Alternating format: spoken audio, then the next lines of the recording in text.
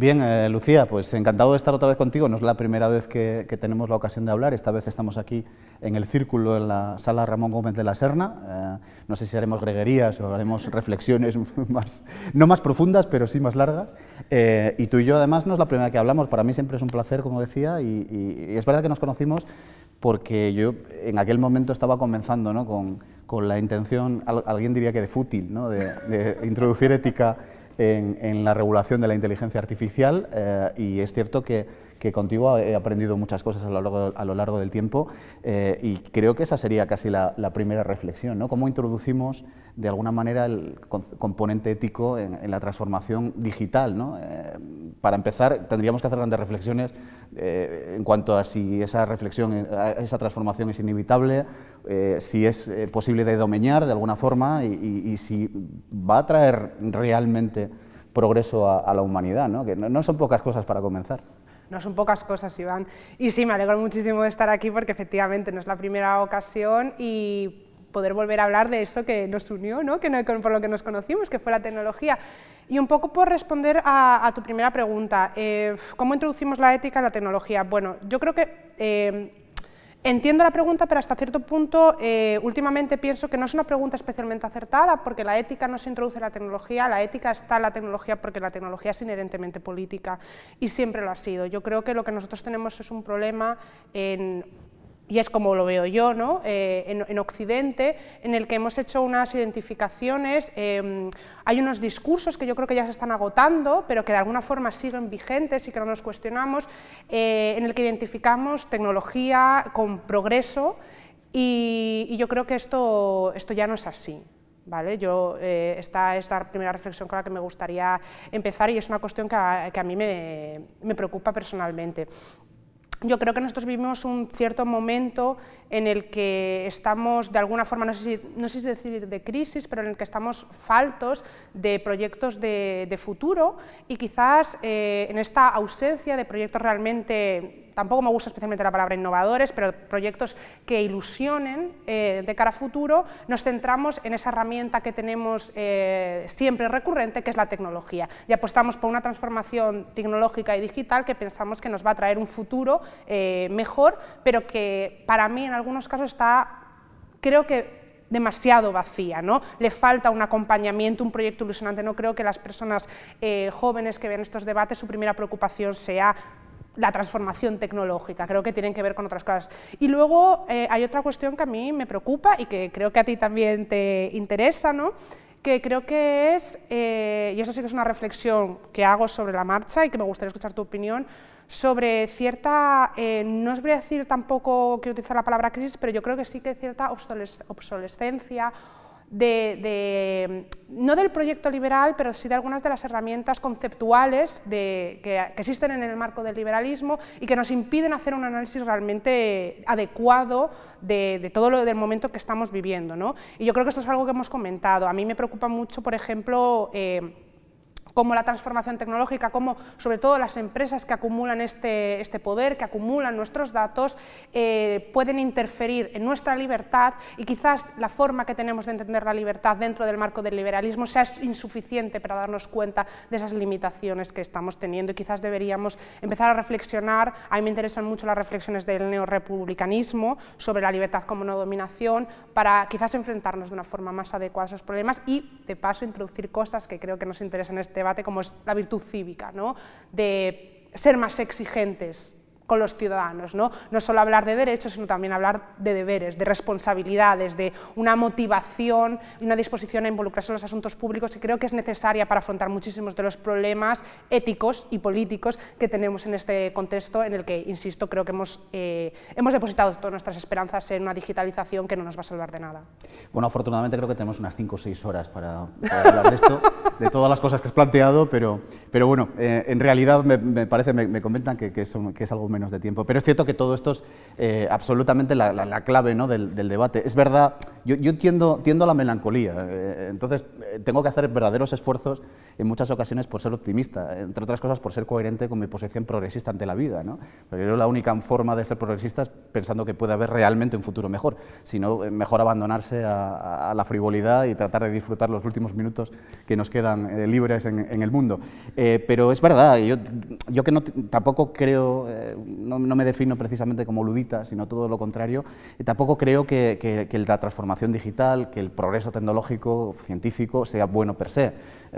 Depende por supuesto, de qué sesgo tenga y de alguna forma de si esa acumulación o esa mayor productividad de contenido material al final acaba transformándose o equidistribuyéndose entre la gente y, por supuesto, transformando nuestras sociedades hacia mejor. Por supuesto, no ponen en cuestión cuestiones como la propia libertad. Yo sí creo que esa posición absolutamente monopolística que tienen algunas, o oligopolística que tienen algunas de estas grandes plataformas de carácter internacional, sí creo que están poniendo en la práctica en peligro la democracia, por dos vías. En primer lugar, porque tienen un poder efectivo, un poder real, específico, en el terreno de la negociación, incluso con los estados-nación, con los viejos y caducos estados-nación.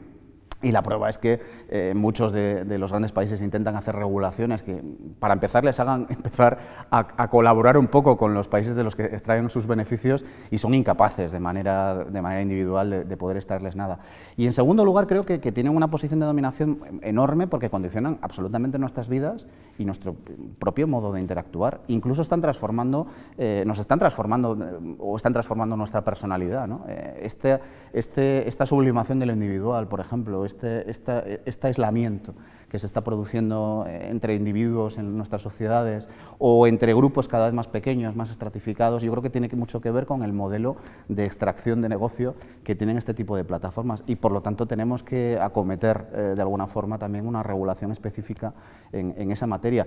Para eso es imprescindible, y tú lo dijiste al principio de tu reflexión, que seamos conscientes de que hay un debate que hacer. Es decir, antes decías, no creo que los jóvenes estén pensando en la transformación digital, no, yo creo que simplemente la aceptan, todos la aceptamos como inevitable. Yo sí creo que es inevitable, en eso creo que tenemos algún matiz.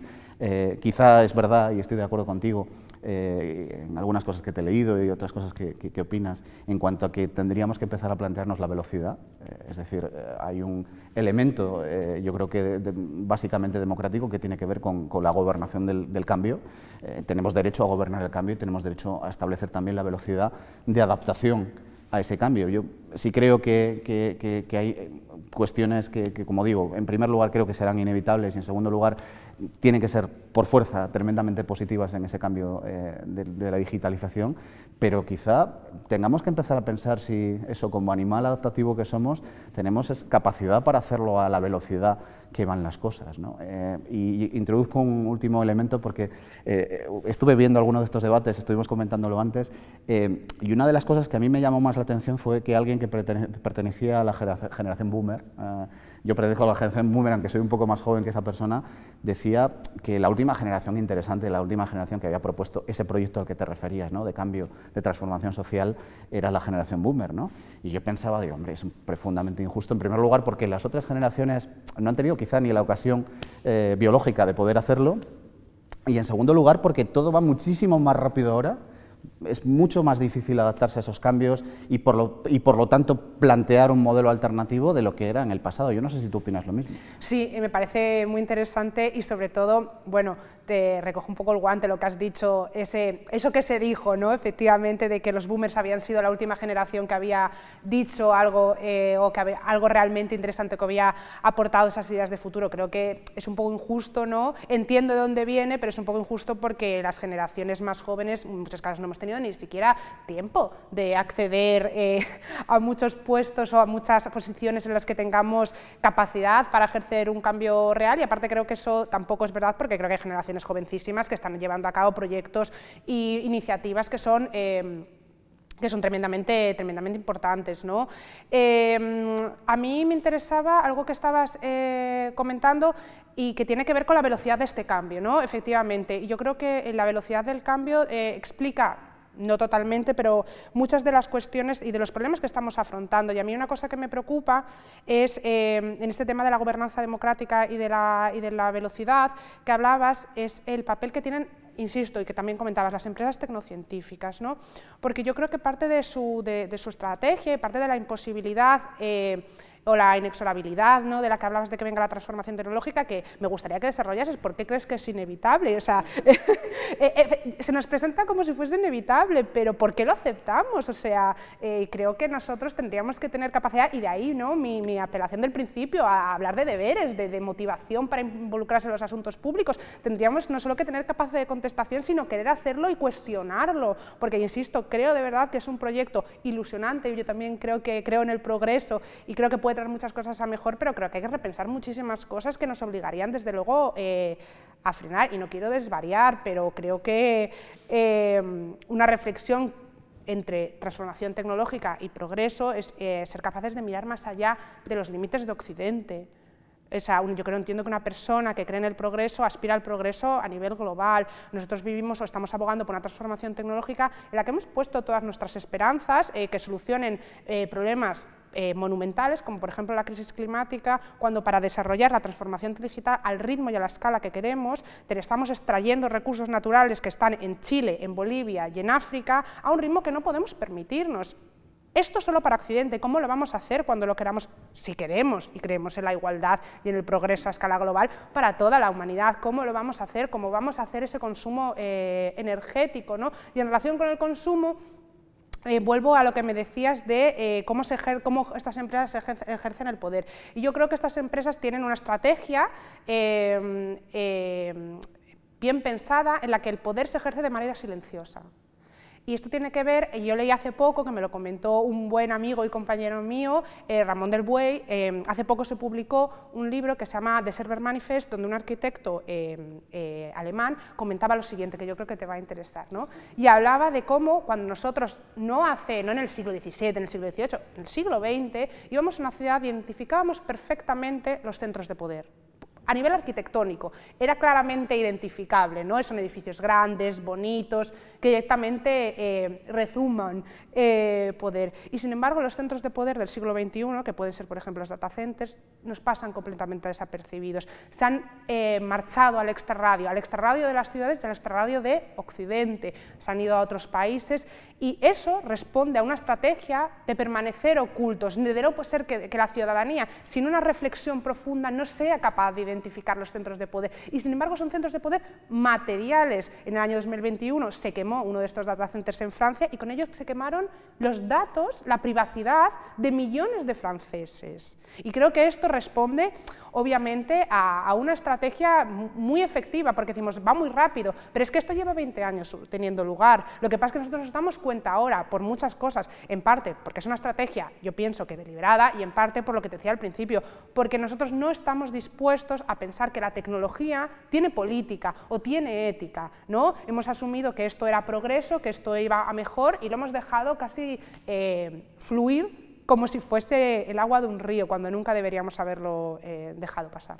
Yo creo que, antes decías que porque es inevitable, yo creo que por analogía histórica entiendo que cualquier progreso desde el punto de vista técnico, tecnológico, científico, al final acaba imponiéndose per se. Es decir, creo que simplemente echando un vistazo a la historia, esto es una ley, no sé si invariable, pero yo creo que al final acabará por imponerse. Por lo tanto, yo sí pienso que desde el punto de vista al menos pragmático, ¿no?, práctico, es más interesante tratar de adaptarse a este cambio y tratar también por eso además yo que soy socialdemócrata creo en la regulación, creo en la capacidad de introducir reglas que puedan de alguna manera matizar algunas de esas consecuencias que pueden tener, por supuesto, ahora que estamos hablando sobre el cambio tecnológico, pues ese cambio tan acelerado que está transformando nuestros modelos de sociedad, ya no solo el modelo productivo, sino nuestros modelos de sociedad en general. Nos está transformando, como decía, también como individuos.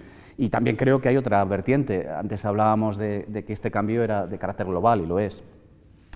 Y de hecho tenemos que tomar nota de que eso es así y ser conscientes de que hay otros que no van a parar. Es decir, si lo que queremos es salvaguardar, antes hablábamos de la libertad, ¿no? Si queremos salvaguardar valores tan importantes como los clásicos, los valores ilustrados, uno de ellos el más importante, el de la libertad, tenemos que ser capaces de combinar este cambio tecnológico con la salvaguarda de esos derechos, que habría que hablar, y esa es otra cosa que te quiero también lanzarte, ¿no? Porque esto es algo interesante. Últimamente se está hablando mucho de cartas de derechos digitales. Aquí en España se aprobó una carta de derechos digitales que es más declarativa que por supuesto, de virtualidad jurídica, pero ese debate ahora mismo está sosteniéndose también en Estados Unidos, y muchas veces yo escucho a gente decir, bueno, ¿qué derechos? Los derechos ya sabemos cuáles son, luego su traducción en el ámbito de cada uno de los ambientes, en el digital o el físico, pues tendrá que tener eso, su propia formulación, pero los derechos tienen que seguir siendo más o menos los mismos. Yo no sé si piensas tú eso o no. Pero ya decía, yo creo que en el fondo tenemos que ser absolutamente compatibles con aceptar esa transformación digital, ese cambio, con tratar de introducirle civilidad a ese cambio, como decía también, a que seamos capaces desde el punto de vista ya material de que esos beneficios se puedan distribuir de una manera más o menos justa en nuestras sociedades, es decir, que tengamos también sociedades cada vez mejores y no generaciones enteras o clases sociales que estén separadas de ese cambio tecnológico, y al mismo tiempo de poder interactuar a escala global e introducir algo de esa civilidad a escala global. Yo, por ejemplo, estoy muy esperanzado con el papel, por ejemplo, de la Unión Europea en lo que es la introducción de reglas, ¿no?, en esta transformación digital, de las leyes que en este momento estamos tramitando sobre inteligencia artificial, sobre datos, hablando, por ejemplo, de esos grandes contenedores, esos repositorios de datos que ahora mismo están la mayor parte de ellos fuera de la Unión Europea, y sobre todo son propiedad de compañías fuera de la Unión Europea, de cómo podemos revertir también esa cuestión ahora que se van a generar todavía muchísimos más datos, que antes hay quien habla de que se va a multiplicar por 5, ¿no?, la puesta a disposición de datos en este momento. En fin, creo que hay debates interesantes que hacer, debates no solo desde el punto de vista material, sino también filosófico, pero que en el fondo, y esa es mi tesis, creo que son debates inevitables. Que son debates inevitables, desde luego, pero... o sea, y por matizar posiciones, o sea, yo creo que desde luego, que la ciencia y la tecnología nos han traído cambios y beneficios, vamos, que son indiscutibles. Lo que creo que es que la transformación digital, y como se plantean muchas cosas ahora, no estamos hablando de ciencia, no estamos hablando de tecnología, estamos hablando de una cosa distinta que es la tecnociencia, que no tengo claro, o sea, a dónde nos va a llevar y la necesidad. Yo sí que quiero volver a esto, que te parece como inevitable, pero es que yo me niego a asumir que eso tiene que ser así. Es verdad que nos ponemos en escenarios en los que se ha convertido en inevitable. ¿Cómo de repente volvemos atrás cuando tenemos un proceso de transformación tan avanzado? ¿Cómo afrontamos ese cambio? Como cuando tú bien has dicho, hay otros actores que van a seguir apostando por eso. ¿Qué hacemos nosotros, la Unión Europea, frente a Estados Unidos y a China? Claro, yo entiendo que ahí es un problema, y es un problema muy grande. Por eso yo entiendo que ya directamente empezar a irnos hacia atrás, tan atrás que sea cuestionar el ritmo o la necesidad de la transformación, es quizás salir de ciertos debates políticos, pero sí entrar en ciertos debates filosóficos más de fondo. Pero bueno, por entrar en el tema más político de la transformación tecnológica, como la estamos planteando ahora, yo creo que la Unión Europea es indiscutible que está haciendo una apuesta ambiciosa y una apuesta valiente en la defensa de los derechos y de las libertades de los ciudadanos en la transformación tecnológica. Para mí, insisto, muy buena intencionada, con muchos puntos fuertes y desde luego indiscutiblemente de la que deberíamos sentirnos orgullosos respecto a otras partes del mundo, pero insisto que volviendo al principio, que carece de ciertos cuestionamientos que a mí me parecen importantes respecto al tema de la libertad, respecto a las clases sociales, ¿no? ¿Cómo se va a recibir de forma diferente esta transformación entre unas clases sociales, entre personas que tienen más privilegiadas y más vulnerables? Y esto es un tema que también nos preocupa y que hablábamos, las redes sociales, ¿no? El contexto en el que vivimos. Una persona con recursos, ¿no?, puede afrontar este fenómeno de una forma distinta que lo va a afrontar una persona de una clase social que tenga menos recursos, porque nosotros, sí, yo el día de mañana, por lo que sea, tengo hijos, yo podré afrontar y decirle a mis hijos, bueno, vamos a ver cómo gestionamos este tiempo, ¿no? Cómo nos focalizamos en otras cosas, cómo abordamos esta problemática, pero porque puedo tener tiempo y dinero para reflexionar sobre esa cuestión y para darles a mis hijos otra alternativa. Hay personas que no tienen eso, que si tú tienes 2 trabajos, que si tú llegas a tu casa y estás destrozado, no tienes ninguna alternativa que darle a tus hijos más que dejarles estar con esas redes sociales, esas tecnologías, con las consecuencias que eso pueda tener, que insisto, y sé que también lo hemos debatido, las vemos como esencialmente malas, pero a veces a lo mejor simplemente no las conocemos. Puede ser, puede ser. Yo de todas maneras desconfío de algunas cosas, ¿no? de la transformación de algunos hábitos, incluso de interacción, ¿no? Antes comentábamos, y me parece una cosa interesante, que una de las, por ejemplo, tendencias que hay en este momento en el consumo cultural es que, en primer lugar, se está pasando de moda, de alguna forma, el consumirlo en plataformas en streaming. Hablando de la velocidad, se está pasando de moda consumir en plataformas en streaming, consumir música, y se está consumiendo más a través de redes sociales, sobre todo de TikTok y similares, ¿no? Y con una tendencia, además, que cada vez los contenidos tienen menos duración. Igual que se está simplificando, que creo que es uno de los productos más perversos de la transformación digital y de nuestra transformación individual, casi en interactuadores en redes sociales, igual que hay un efecto perverso sobre la simplificación del debate político, del debate público en el escenario público, también en cuanto al consumo cultural también se está reduciendo el tiempo. Por ejemplo, estas piezas que se consumen cada vez más por la gente más joven son de menos de 30 segundos. Las canciones tienen menos de 30 segundos, ¿no? E incluso se limitan, ¿no?, a canciones mucho más largas a la parte esencial o con lo que se entiende esencial del estribillo. Eso va a tener muchas consecuencias, porque esto yo creo que es muy simbólico, ¿no?, de lo que significa nuestra preparación, nuestra formación desde el punto de vista cultural en nuestras sociedades, ¿no? Y antes decías, es verdad que yo creo que se está produciendo ya un sesgo importantísimo entre las clases más pudientes y que pueden tener esa conciencia y la capacidad de actuar frente a esa conciencia de necesidad de otro tipo de formación, de necesidad de ponerle límites a eso, o la gente que simplemente es una observadora pasiva de lo que le va ocurriendo en la vida, ¿no? Como el ejemplo, ¿no?, del consumo de comida basura, ¿no?, que está vinculado a la clase social cada vez en mayor medida, pues al final tendremos también consumo basura desde el punto de vista cultural, desde el punto de vista social, para las clases sociales que más necesitarían consumir otras cosas, ¿no? Necesitarían acceso a otras cosas. Yo por eso insisto mucho, y tengo que decir, no sin cierto desvanecimiento moral, insisto mucho, digo, me encuentro todavía muy solo, insisto mucho en las cuestiones relacionadas con ilustración digital. Cuando estamos ahora, por ejemplo, regulando en inteligencia artificial, en datos, yo insisto mucho en las obligaciones que tiene que haber necesariamente del poder público de introducir elementos de ilustración digital. Y ante eso no me refiero a que seamos adaptables desde el punto de vista laboral a esta nueva transformación, me refiero a que seamos conscientes de lo que significa esa transformación y de cómo nos afecta, y de que seamos capaces también de no quedarnos atrás. Igual que los yayoflautas al final consiguieron movilizarse para que por lo menos su relación con los bancos se pueda civilizar también en cierta medida y no se queden fuera de los productos y de las ventajas que pueden tener la transformación digital en ese terreno, pues creo que en otro ámbito de cosas, ¿no? Y hay otra segunda reflexión para mí muy importante de esta transformación, es qué hacemos, porque esto va a ser también, creo, desde mi punto de vista inevitable, qué hacemos con toda esa masa de personas que van a ser incapaces, porque es que lo van a ser, de adaptarse a esa transformación digital.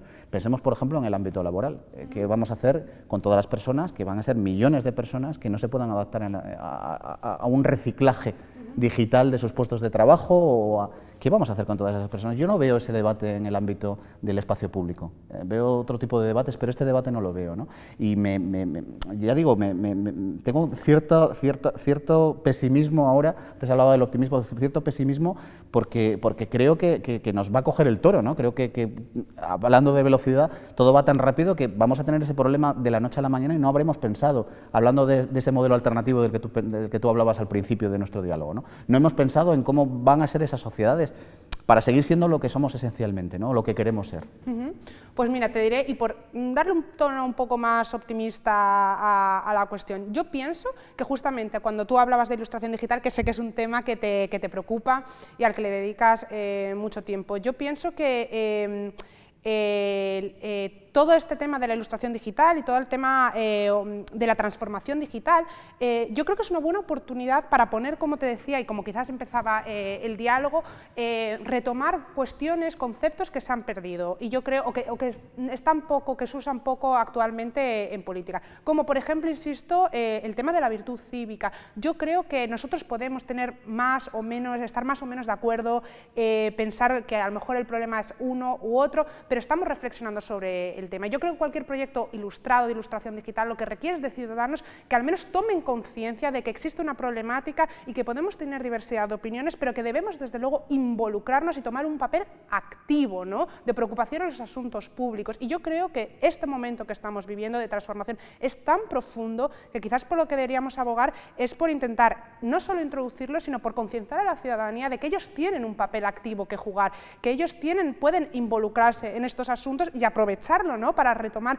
esto que parece tan de futuro, tomar cosas que a lo mejor habían quedado abandonadas, porque insisto, y esto es un tema que a mí me preocupa, y sé que es muy difícil introducir, pero hablamos de derechos que por supuesto que tenemos que tener derechos ante la transformación digital, y tú me hablas de derechos digitales, pero los ciudadanos también tenemos deberes, tenemos que ser exigentes con nosotros mismos, y me parece un tema dificilísimo de introducir, pero pienso que quizás la transformación tecnológica es una buena excusa para empezar a hablar de estas cuestiones y de cómo queremos readueñarnos, no ya no de nuestros datos, sino realmente de la gobernanza, de la inteligencia artificial, la gobernanza tecnológica, y creo que no hay ningún escenario mejor para hablar de eso que Europa, por suerte.